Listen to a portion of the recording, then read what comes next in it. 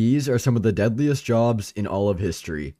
The first job on the list is the tin opener. What's that, you may be asking?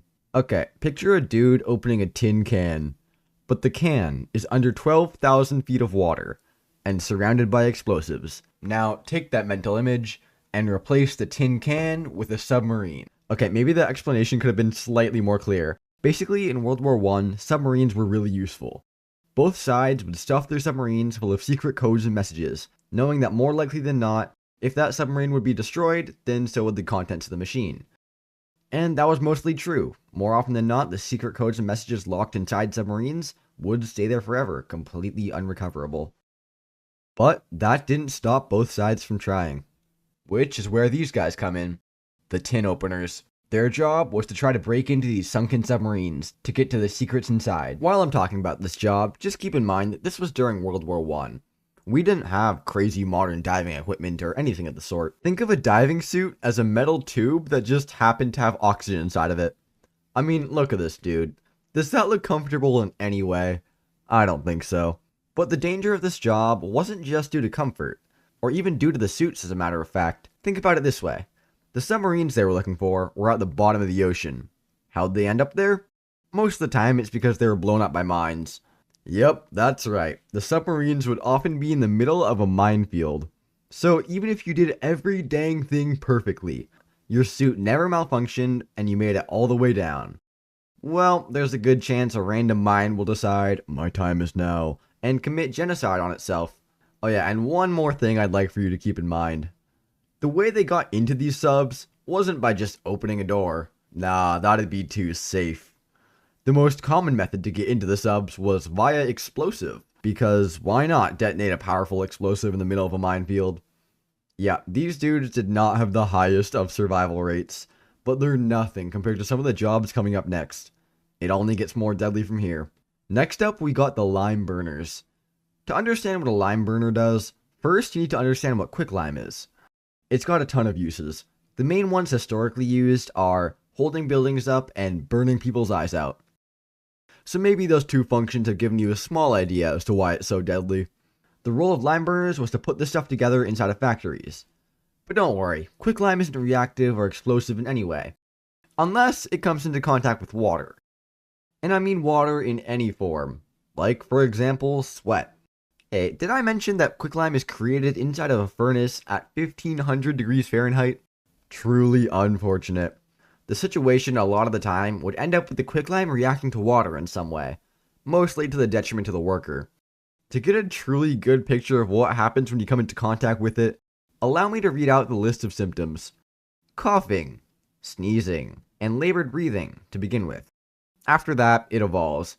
In this stage, it can burn holes in the nasal septum, which is the thing that separates your nostrils. It can cause extreme abdominal pain and vomiting. Also, just want to throw this in here, it can also produce enough heat to light things around it on fire. Quick public service announcement to any lime burners in the audience.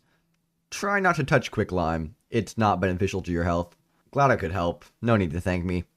There was one time a Roman general was fighting these dudes named the Characatani, who had managed to hide in caves that the Romans couldn't access.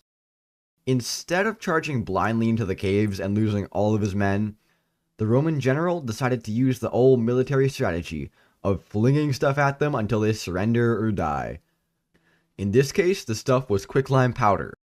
The general had his men pile up large mounds of limestone dust at the entrance of the cave. The Characatani didn't think much of it at first, but the next day the wind blew the quicklime into the cave, and the Characatani began to suffer immensely, choking on the dust as their eyes and throats were severely irritated. After 3 days of complete suffering, the Characatani surrendered. That's a pretty terrifying substance to work with. You know another pretty terrifying substance to work with? That's right, military-grade explosives. Welcome to the wonderful career known as being a petardier. You heard the saying, hoisted by your own petard? That was about these dudes, the petardiers. Okay, I've been saying that word a lot, but what does it mean? Well, a petard is a cone-shaped thing full of explosive material. It was used often during wars, because when ransacking someone's castle, the main obstacle between you and their vast riches is often the giant walls. So to overcome said obstacle, some dude had the genius idea to create this thing, the petard. You fill it with explosive powder, attach it to a weak point in the wall, and light it. At that point, it's a mad dash to cover. This was one of the most dangerous parts of the job. Think about it. Petards aren't light. They often took like 4 guys to carry, and you're carrying it through an active battlefield towards an enemy castle. The enemy knows how dangerous that thing is. So they're doing everything in their power to crack your skull, or to even set off the petard. If by some miracle you make it to the weak point in their castle wall, which I'd like to add is the most heavily defended, then you have to affix a live bomb to the wall. You stand there, light it, then sprint full speed in the other direction. The phrase from earlier, hoisted by your own petard, comes from the fact that being blown up by your own bomb was incredibly common. What an interesting profession. Next up, we got the sappers. If you have claustrophobia, you would be a great fit for this job. That's because the sappers were miners, but not normal miners. These guys would only work during battles, tunneling underneath the battlefield in the hopes of getting to the enemy castle. They would tunnel all the way under a battlefield towards the enemy castle, stone by stone. As they went, they would support the tunnel with wooden beams to prevent it from collapsing. Once they got there, they would just start removing the foundation stones to try to destroy the castle. Once they removed enough, they would light a fire and burn down the wooden timbers holding up the tunnel, then sprint out of there as the tunnel collapsed. These guys were actually some of the most effective fighters on the whole battlefield. But maybe you can see where some of the danger lay. So many times the tunnel would just collapse on the sappers, crushing them in tons of dirt and rock. Even when the tunnels didn't collapse, there were plenty of other threats. First of all, if the enemy found your tunnel, you're definitely screwed, since there's literally no escape. Second, enemy sappers are also a threat. Both sides knew how useful this tactic was, so they both used sappers. And on occasion, these miners would discover each other. And at that point, the battle was bloody. Most often, being discovered meant death for the sappers, as enemies would just enter the tunnels and kill them. Turns out that this was actually the best and maybe only defense against them. Yeah, being a sapper was insanely deadly, but unfortunately miners weren't very well respected in the military.